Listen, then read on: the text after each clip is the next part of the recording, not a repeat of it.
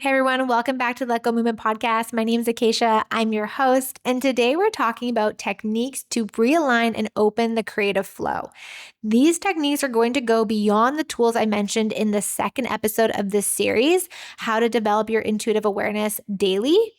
These techniques are about really opening up the floodgates, really connecting yourself straight to source, straight to your higher being, and bypassing kind of the junk that kind of gets in the way.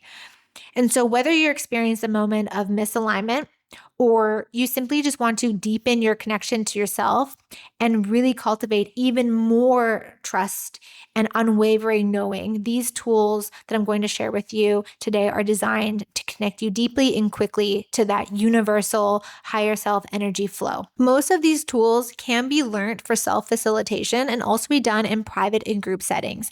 Now, having a facilitator, a practitioner, or a coach is an amazing way to speed up the process and help you see your blind spots, hold space for all that comes out in these processes, while also holding that vision that you have for yourself when at times you feel not connected or you can't see it, or you're just wavering, you're going through your process. It's a little uncomfortable. Having that coach, that facilitator, that practitioner there to hold that light is so powerful. I love working with the coaches that I've worked with in the past, and the one I have now, I'm always, messaging her and we're just clearing shit. And sometimes she asked me a question that I didn't even realize would create so much in my world. And that's just the power of having someone from an outside perspective see that more broader range and help you see the broader range also. Some of the practices that I'm going to share with you do need another human being. There's one in particular that I'm going to share with you that requires a practitioner to run the process on you. Yes, you can run the process on yourself, but it is designed for you to be in total receiving mode, which means allowing someone else to run the process for you. That's the most impactful. That's the most efficient. And we'll get to that one in a second. But before we jump into these amazing tools, I've really enjoyed sharing this series with you, and there is more to come. My email community always gets the latest updates and the offers and gifts. So if we haven't already connected in the inbox, I'll drop a link for you to hop into. I love seeing more people join the email community. It really makes me smile. And so great way to just stay up to date with everything, be it what's coming out on the podcast, on the YouTube channel, or like I said, my offers and life in general. It's a way I communicate with my audience. So let's get into these tools. So the first one is breath work. And this is different than just meditation or the regular breathing that I mentioned in that second episode. What breath work does, and there's different forms of breath work, but what it does is bring you into an altered state of consciousness that allows your subconscious to release on a very deep level. This practice is usually guided by a facilitator where they guide you through a 3-part breath wave, incorporating music and sound, and really set the environment for deep transformation to occur. It can be intense, but please don't let that deter you. I highly recommend this. And this is also a reminder for myself to actually go and take a breath work because I feel like I'm a little overdue for a session. I love doing them in groups. Many people kind of get a little scared when it's the first time doing a breathwork group session because you can kind of go into rigor mortis. People sometimes cry. But it's very interesting how your body just takes over, your brain completely lets go, and the messages and the visions and the intuition that comes through can be so powerful and life-changing. I remember one session I did with Clayton. I actually couldn't talk for 2 hours after the session because I was just processing so much. It was such a powerful session, and we were with 12 other people, and I just didn't talk. I was just nope. The message was clear. You need to process the energy. I didn't even know what happened. I just knew that processing was occurring. Then after a while, I started to come down from all of that, and I started talking to him through text message so he could listen to it on his through his car. Just funny moment there. But the intensity, the craziness of it, please don't let that deter you from trying it or diving deeper into it. Maybe you've tried it and you had an experience that kind of freaked you out a little bit. Try again. Every session is so different. There's not been a single session of breath work that has been the same. And I've probably done it close to like 10 times now. So breath work, it's super powerful. It's a little uncomfortable at first, but it's, like I said, altering your conscious state, and your body goes through this transformation. It's deeply healing, deeply liberating. The awareness you get, the love you get, the community of people that comes into these spaces is also so beautiful. So highly recommend breath work. And that's one that I would say be facilitated. Go search out a group session, go search out a private practitioner. The second one is access consciousness bars, getting your bars run. So like breath work, when our subconscious deeply releases, access consciousness also does the same thing by putting someone else's hands on your head on these 32 specific points. A session should take about an hour to an hour and a half, depending on your practitioner. And that hour is really designed to allow all the layers to unwind and unravel and release. When they scan the brain, a dysfunctional brain is very blue and red. And through the process of the bars, we recalibrate the nervous system and the brain waves, and then the brain waves all go green. And so we get to this state in access consciousness bars very often where very advanced meditation can get you. After years of experiencing, you can get the same results of like a brain capacity in a 90-minute session, 60-minute session of your bars being run. I get my bars run weekly. I have strived for weekly bars since 2021. It is one of the practices that I first started to incorporate more into my life to help me calm my mind chatter. I love meditating on my own. I'm a big fan of guided meditations, but the bars allows me to just let go of everything and to clear the energetic charge. So what it does is releases the energetic charge around those thoughts, feelings, emotions, and considerations around all these different areas of your life. So topics like communication and money and form and structure, joy and happiness and our bodies, our sexuality, all these categories of life that intertwine with each other to create beliefs and then therefore create what we experience in the world. When we start to begin to destroy and uncreate the neuropathic pathways by releasing the energetic charge, we get to create different ones. And one of the most amazing stories I've had from a client is I gave her a quickie bar session. I was doing little pop-up tasters in Mexico, and 15 minutes, that's it, okay? She came in, she said, I saw you post about this, I want to try it out. Put my hands on her head, 15 minutes later, sent her off. A week later, she comes back, so I was doing it again, and she's just like, I have to tell you the craziest thing. And I was like, okay, tell me, I love stories. And she goes, when I was 5, my house collapsed on me. It blew up and it collapsed on me. I've had anxiety of leaving the house every day of my life since then. And it's just become part of my life. I don't even recognize it. It's just always there. And it's really intense. She's like, the day after our session, I left the house without a care in the world. And my kids were like, what's up with mom? She's calm. She's not anxious. What's going on? Let's just say 25 plus years being an anxious person, leaving your house or being in your house. And then all of a sudden one day just being like, the anxiety just is gone. She's like, I want to thank you. I was like, hey, you did the work. I facilitated that process, but your body was ready to let it go. So I'm so glad that you shared that with me. That is the power of access bars.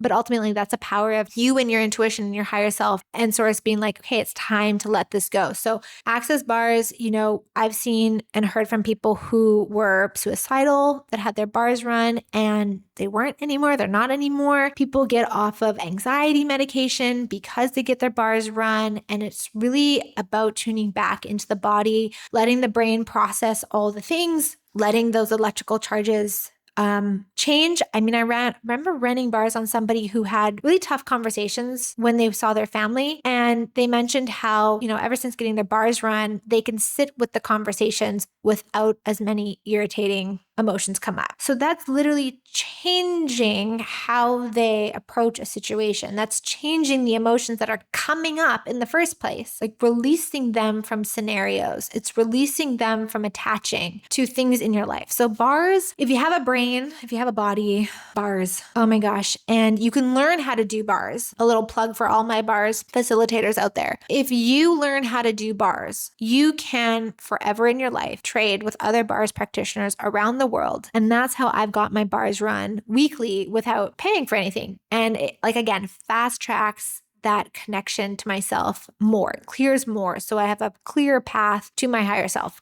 Okay, next one, EFT tapping, emotional freedom technique. I love this. And this one and the last one I'm going to talk about are also married in a way of using the governing meridian line from Chinese medicine. So emotional freedom technique is rooted in tapping on these points on your face, head, and upper body. And you go through all the limitations or the shitty comments about whatever it is. And as you go through all the thoughts, feelings, emotions that are kind of shitty, you process the energy signature of that out of your meridian lines, therefore out of your body, out of your sphere. And then you reinforce feelings you want to have, outcomes you want to experience. It's super powerful. There's ways you can do it tapping on your fingers. So when you're like in public and you don't want to like tap under your eyes or tap the top of your mouth or like underneath on top of your chin and like your collarbone, when you don't want to be tapping your head and your face and your upper body, you can tap your fingers in public. It's a great way to, again, get things out of your brain, pull up all the shit, clear it out, let it go, and then reinforce with the magic that you want, with the, again, intentions you want, outcomes you want, creations you want. How do you want to feel? How do you want to speak? How do you want to perceive this? What do you want to, receive, create, have in your life? Reinforce in the same session the quote unquote better outcome and let all the other shit go. The last one we're going to talk about is emotion code healing. I use this a lot with my clients. It's a great way to kind of like dive in quick, very non-invasive, and it is about releasing all the trapped emotions around events in your life currently, what you might have had going on in the womb, what you brought into the world when you were conceived, and lives past. So emotions, when looked, they're just an energy signature. They get created by certain organs and they can get trapped within the body. And we again use the governing meridian line to clear them out of the body. So the difference between EFT is more thoughts, feelings, beliefs, and emotions. But the emotion code is just emotions that are created by organs in the body from certain events or that we've brought into our life from inheritance or past lives that we've kept. And in clearing those and bringing those emotions up to clear, we clear them from the meridian line, we clear them from our body, they're gone. It's not about removing memories, but it is about moving the emotions that weren't processed in a certain event. For example, I processed my period cramps years ago. Took me a couple sessions to fully clear that. Recently, I've had to clear them again. The amazing results happen. But when you clear, I was clearing all the trapped emotions within the womb around the period, what I'd bought generations, massive amounts of generations back, where I was holding on to things that were being passed down through me, hereditary, if you will, of women harboring the same emotions over and over and over again.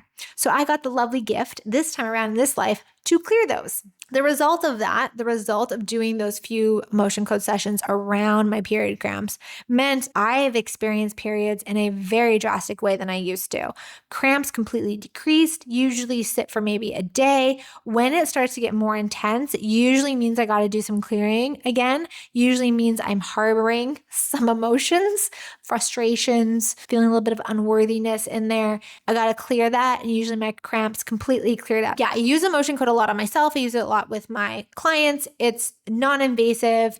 Also, when you bring up a topic, you don't realize until you start doing the work, the digging, the belief work, the limitation work, same thing, beliefs, the emotion work, the energetic work, essentially, because everything is energy. When you start to do this work, you start to see the interconnectedness of so much and then how it plays out in your life currently. So for example, I had a client, we were working on one specific subject, but it kept bringing up this very particular time when they were a child. and a lot of kind of crap that was happening in their childhood and how they were processing and the emotions that they were harboring and the beliefs that they were taking on were creating directly what they're experiencing right now. And they didn't even put the two together. But when they did, when the emotion code system put me in touch with that, it all made sense. And they were like, oh, okay. So it gave them a moment to just like totally clear that, acknowledge it for what it was and release it, which is so powerful. Which then again, when you clear the energy, you clear the pathway for your body, your being, your life to start being created in harmony and with co-creation of all the aspects. So I'm curious if any of these techniques are part of your life. I want to know. Drop which one you currently practice in the comments so I can send you some little energy to that. And if you're curious to try one actually that you might not have tried, let me know that too. I'm curious. So let's have a conversation. Let me know what's going on. This is what I do. I work with people and I invite you to claim a 30-minute session with me. And I invite you to work one-on-one together. If you're looking for someone to help you facilitate you in moving forward in any area of your life. So let's connect and see if my one-on-one facilitation and coaching is what you and your being has been asking for. So drop the word creation and I'm going to make sure that you get a link directly to book with me. So I really hope that this whole series has contributed something to your life. I hope you've gotten a lot out of this. I hope that you gained a little bit more awareness around what could be blocking your intuition from speaking to you and you communicating with it. I hope that you gain more insight and more tools of how to develop a daily connection with your intuition and recognize and how to navigate when you are in misalignment and what that could look like for you. And I hope that these techniques also have inspired you to maybe take some action or celebrate the ones that you do because not everything you have to do. Try what works for you. Go with what works and what's light for you, right? What's light for you is right for you. And I really hope that we can continue this conversation. This is the work I do one-on-one with people. We work on this connection to self. We work on the body. We work on reprogramming limiting beliefs. We work on clearing illusions, disconnection. We work on connecting back to self. And when we connect back to self, we're going to have a much easier time connecting to the world. And when we see ourselves, love ourselves, accept ourselves, allow ourselves to be and express fully connected with the energy source that we come from, we then can share that with the world with such confidence and knowing and trust because we're trusting in ourselves. And that is the ultimate form of trust. See you in the next episode. Have a magical day. Thanks everyone for tuning in.